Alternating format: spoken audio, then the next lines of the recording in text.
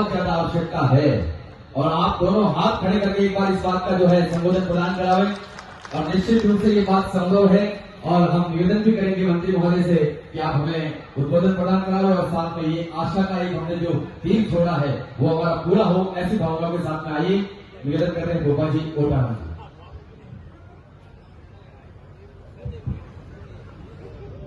बोलो जयतेश्वर भगवान की।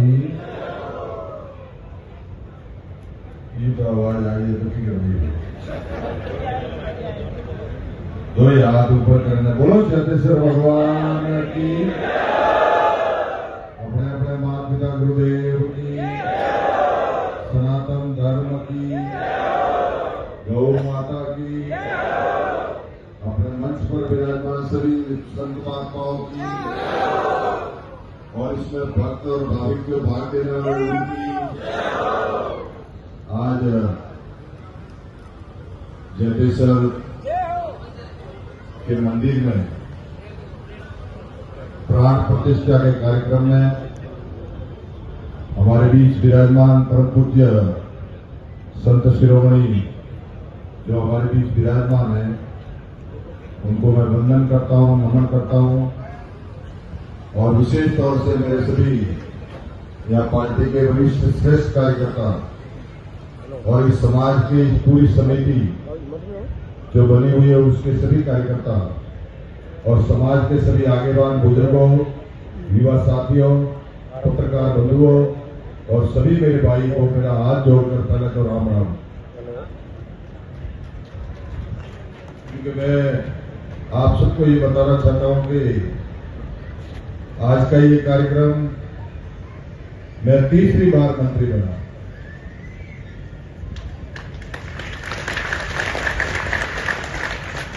और 2005-6 में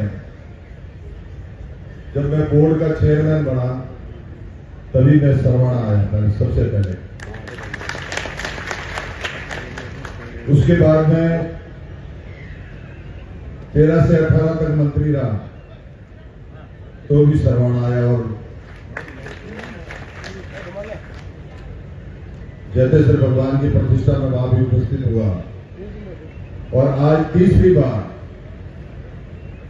तुलसीराम जी महाराज और हमारे महाराज जी हैं कि तीसरी बार आपके बीच में आने का सौभाग्य मिला और सौभाग्य नहीं मिला। मैं आप सबको ये कहना चाहता हूं कि अपने जयतेश्वर भगवान की कृपा, निम्बेश्वर भगवान की कृपा और सामनेश्वर जी और भविष्य जी की कृपा, ये आज दिन तक इस समाज के अंदर जब भी कुछ न कुछ देने की समाज सरकार की तरफ से कोशिश हुई तो हमने हमेशा नवाचार करने की कोशिश की, नए नए काम करने की कोशिश की।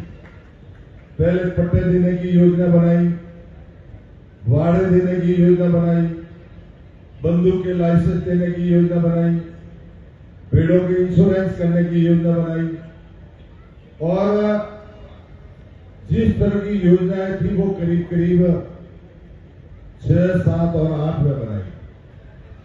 उसके बाद में 13 से 18 तक सरकार की तरफ से अलग से योजना बनाई और पशुपालकों के लिए विशेष तौर से योजना लागू की। आज जैसे 23 से सरकार ने मुझे मंत्री बनाया, पंचायत राज विभाग मेरे पास आया तो सबसे पहले नियम बनाया, घुमंतु, अर्ध घुमंतु, विमुक्त जातियों के लिए पट्टे देने की योजना बनाई और विशेष तौर से ये काम करने की कोशिश की।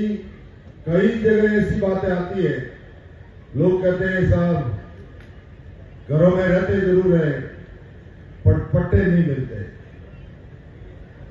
आप तो सब यहाँ खेती करने वाले लोग हैं, आपके पास में एग्रीकल्चर है, कुएं है, पर कई गांव और ढाणियां ऐसी हैं जहां रहने के लिए मकान भी नहीं, उनको बहुत बड़ी तकलीफ है।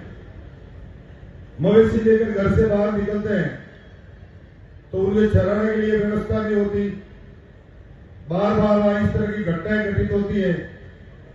एमपी में जाओ, गुजरात में जाओ, हरियाणा में जाओ, उनके साथ में कई तरह की घटनाएं घटित होती है। तो सरकार की तरफ से उनको बंदूक का लाइसेंस देने की योजना बनाई ताकि उनकी सुरक्षा के लिए भी व्यवस्था हो सके, होमगार्ड देने की भी व्यवस्था बनाई। इस तरह से करके सरकार की तरफ से कई तरह की योजना बनाने की कोशिश की। यहां तक भेड़ों के इंश्योरेंस की योजना बनाई ताकि उसका बीमा हो सके। ऐसे करके कई तरह की योजना बनाने की कोशिश की। मैं धन्यवाद देता हूं रूपाराम जी महाराज को। जब मैं 6, 7 और 8 में जब वहां गया था तो एक मीटिंग लेने की बात चली तो महाराज जी एक खटिया पर विराजमान थे, अकेले, कोई नहीं था, महाराज थे। और महाराज मुझे मिले तो महाराज ने कहा कि भाई देखो ये स्थान है जटेश्वर भगवान का। तो वो समय एक अलग था और आज वो स्थान एक देव स्थान की श्रेणी में आ गया और हमारे लिए बहुत बड़ा पूजनीय स्थान बन गया। इसी तरह से सरवणा भी उनकी शाखा है, सरवणा भी हमारा है। और जिस तरह से अपन सभी मिलकर सरवणा के लिए जो काम कर रहे हैं ताकि आने वाले समय में भाई आध्यात्मिक भूमि, हमारी ऋषि मुनियों की भूमि, जो हमारे तपस्वी हुए, जिन्होंने आज तप किया और तपस्या करने के कारण दिनों दिन इनकी यश और कीर्ति फैली और कीर्ति के माध्यम से आज अपन जिस स्थान से अपन आगे बढ़ रहे हैं, ये समाज दिनों दिन प्रगति कर रहा है तो वो इस संतों की कृपा से कर रहा है।